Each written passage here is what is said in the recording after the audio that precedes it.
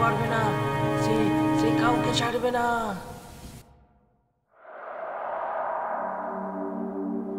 ভৌতিক, রোমহর্ষকর, গা ছমছমে ভূতের গল্প শুনতে কে না চায়?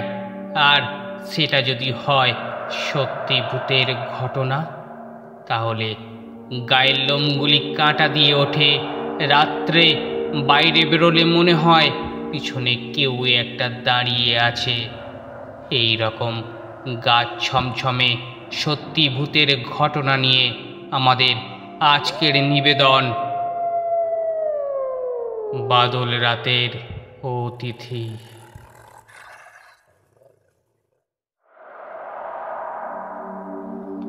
বাইরে বৃষ্টির দাপট আরও বেড়ে গেছে। হঠাৎ কারেন্ট চলে গেল, আর এমন সময় দরজায় কেউ নক করল। একরাশ বিরক্তি নিয়ে সত্যব্রত টর্চ জ্বালিয়ে দরজা খুলতে গেল।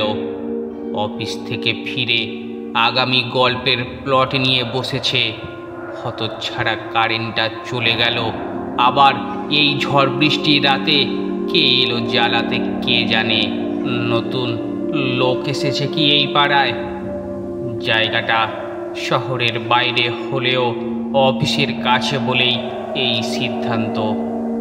দরজা খুলে দেখে সিক্ত বসনায় এক তরুণী দরজায় দাঁড়িয়ে ঠক ঠক করে কাঁপছে। বাইরে অঝোরধারে বৃষ্টি পড়ছে। সত্যব্রত দরজা খুলে জিজ্ঞেস করল, কি ব্যাপার? কোনো দরকার আছে কি? আমি আসলে এই রাস্তা দিয়েই যাচ্ছিলাম। হঠাৎ করেই জোরে বৃষ্টি নামলো। ছাতা নিয়ে বেরোয়নি, পুরো ভিজে গেছি। যদি একটু বসতে পারি খুব ভালো হয়। বৃষ্টিটা কমলেই বেরিয়ে যাব। সত্যব্রত না বলতে গিয়েও ভাবল, এই অবস্থায় একটা মেয়েকে একা ছেড়ে দেওয়া উচিত হবে না। তাও একটি অদ্ভুত খটকা লাগছিল। পাড়ায় আরও বাড়ি ছিল, সব ছেড়ে ওর কাছেই কেন সাহায্য চাইল? যাগ্গে যা, বিপদের সময় সাহায্য করাটাই উচিত। সত্যব্রত বলল, আচ্ছা ঠিক আছে, আপনি বসুন, আমি তোয়ালে দিচ্ছি, মাথাটা অন্তত মুছে নিন। বুঝতেই পারছেন একা থাকি। অসংখ্য ধন্যবাদ, আপনি সত্যি একজন ভালো মানুষ। মেয়েটি মাথা মুছতে মুছতে শান্তনু কয়েকটা মোমবাতি জ্বালিয়ে আনলো। বৃষ্টিতে ভিজে মেয়েটার মুখ পুরো ফ্যাকাশে হয়ে গেছে। মোমবাতির আলোয় একটু ভয়ানকই লাগছিল, কিন্তু শান্তনু অত আমল দিল না। টেবিলের ওপর মোমবাতিগুলো নামিয়ে রেখে সে চেয়ারে বসে পড়ল। তরুণীটি জিজ্ঞেস করল, আপনার কি ডায়েরি লেখার অভ্যেস আছে নাকি? উত্তরে সনাতন বলল, না না, ওইসব অভ্যেস নেই। আসলে একটু লেখালেখি করি আর কি, কিন্তু ভৌতিক উপন্যাস। সময় কেটে যায় আর মনটাও হালকা থাকে। তরুণীটি বলল, বেশ ভালো তো, আমিও ভূতের গল্প দারুণ ভালোবাসি। তা আজকে এই বৃষ্টির দিনেই তো ভূতের গল্প ভালো জমে। আমি একটা গল্প বলি, তারপর আপনার থেকেও একটা গল্প শুনব।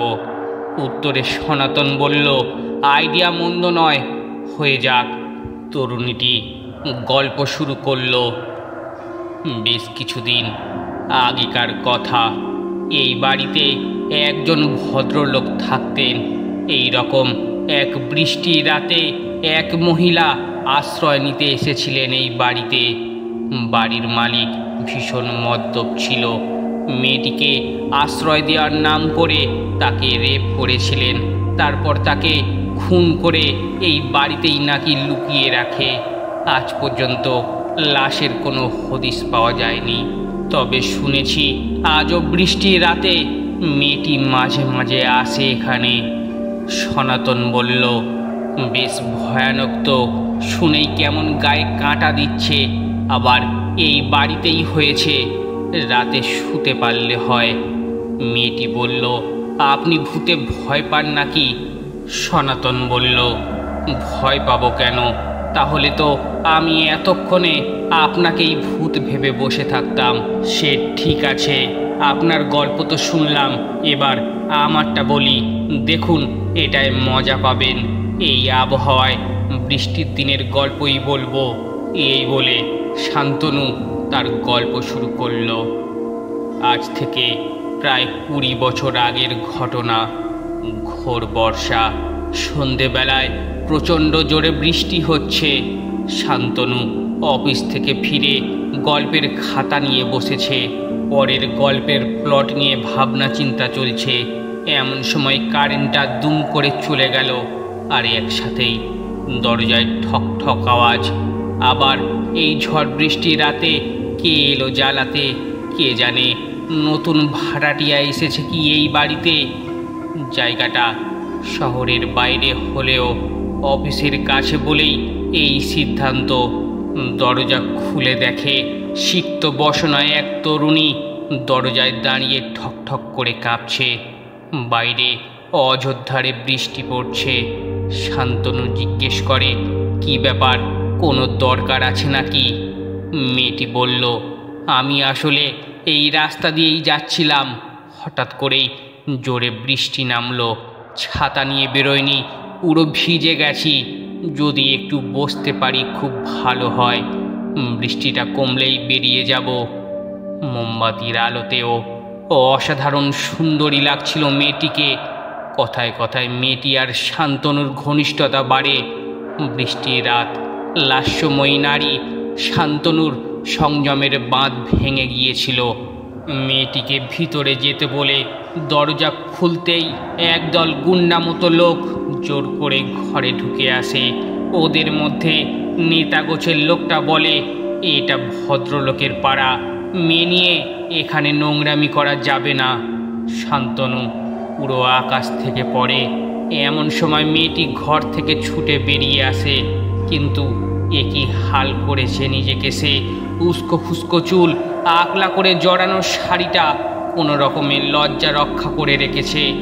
আঁচলের কাজটা ছিঁড়ে গেছে।